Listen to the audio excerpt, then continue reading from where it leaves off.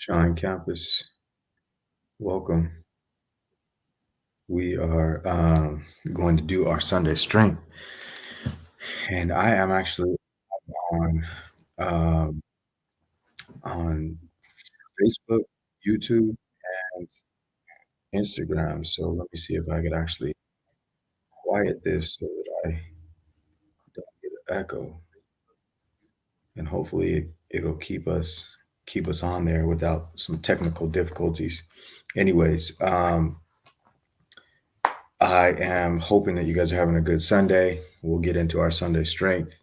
The title today is Criticizing People You Love and How to Love People Who Are Critical.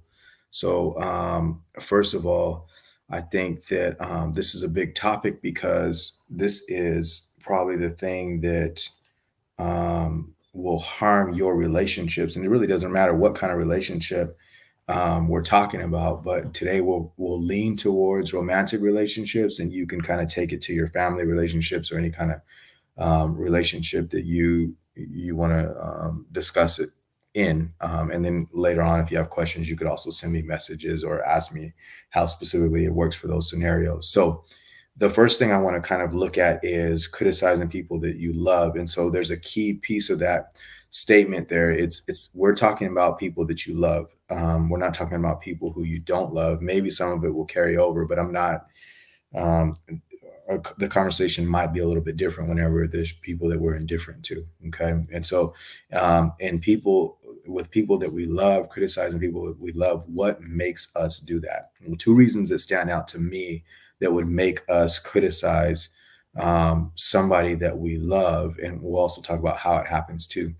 But one thing is us having a fear that somehow there's going to be a disconnect or a an abandonment kind of scenario, a leaving, like there's going to be an absence, right?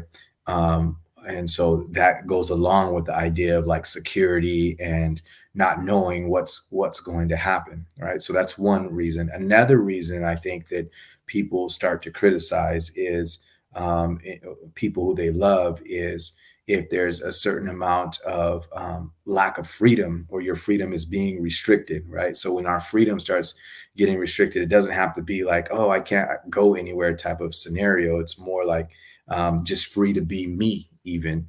And so at that point in time, we start having or getting this sense of being critical towards somebody else. And so if you're able to break that down a little bit, there's so much that's underneath that, and I'm gonna make sure I get you guys out of here on time and at a good time. So we're not gonna go deep into that scenario, but we just know two topics here. So we're talking about one is the idea that abandonment could happen, and the other idea is the idea that somehow I'm going to be restricted or not be allowed to be in control of how I move or what I'm doing in life. All right. So summary, that's a summary of what makes me start being critical, and then how does it happen? Well, interestingly, I think that a lot of times um, it doesn't happen so blatantly. Like a lot of us are good at not just coming out and saying things that are blatant criticisms, right? But we end up doing things that cause us harm, that cause our relationship harm, like being able to blame or belittle somebody else. All of those things start leading to deterioration in our relationships. And so we have now two things going on. One is we kind of understand like where it comes from, and everybody as a person has these senses or these kinds of things. All right, so you have that idea that says, okay, I might be left, or I might my freedom might be restricted, and then two, I kind of know that I can't go to other people and criticize them, but I'm going to do it in sneaky ways. And that idea that we would do it in a sneaky way keeps us from doing the thing that's going to give us the most power, which is for us to be able to take responsibility for what our experience is, and be able to change things around. Okay, so I'm really not going into too much to how we can not criticize somebody. I want to flip over to the other side is what if you're actually being criticized and how do you love that person? So we criticize people, and just going back real quick, we criticize people because we either feel like there's going to be some kind of disconnect or separation, there's some kind of abandonment, and or we feel like for whatever reason we might lose a sense of control or a sense of freedom about our lives. So that happens, and when that happens, we start doing things, usually in sneaky ways that are critical. Okay, let me give an example of that. So, like an example of that might be you might say to one of your siblings, um, if you're adults, you might say, um, "Hey, like I don't, I'm not okay with you bringing your family over here because um, my kids are they're not going to be able to see whatever's going on, right?"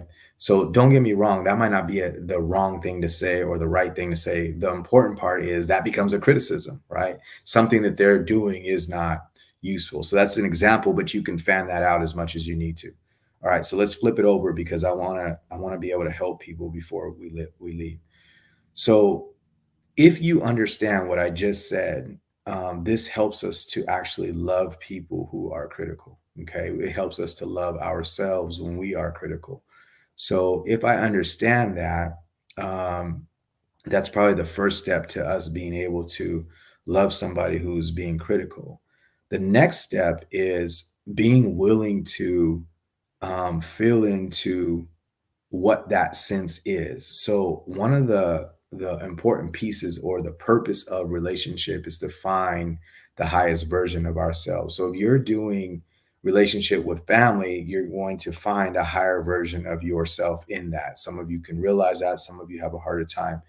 If you are doing a romantic relationship in a partnership like that, you're going to find the ultimate version of yourself, the highest possible version of yourself. And so it's really hard to do relationship because of this criticism scenario that's going on. It's hard for me to love somebody who's criticizing me. It's hard for us to love somebody that we're going to criticize, right?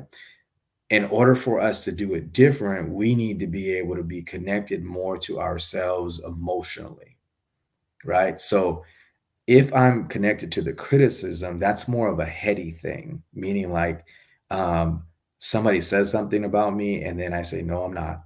Or somebody says something about me and I'm like, yeah, I am. And that's what the hard thing is. And so I stay in my head about that. But if we're willing to feel into what's going on in those moments, it doesn't necessarily make it easy, but it does make it so that we're resilient. So if somebody says some kind of criticism to me that I love, if I'm willing to sit in what is that creating for me, right? Instead of me battling that person, what is that creating for me? That's the area that I would go to try to solidify and get better at, right? So whatever's being said to me, I can take it on and say like, "Hey, you're being critical and I have a boundary and I'm not going to take any more of that and we're fighting and I don't you're out of my life." Right? And we can do that, but we don't really grow in that scenario. And so if we're loving somebody, take the opportunity to really kind of feel into what's being created on an emotional level for you that is taking things to a point where you actually become the one who is critical of the person criticizing, right?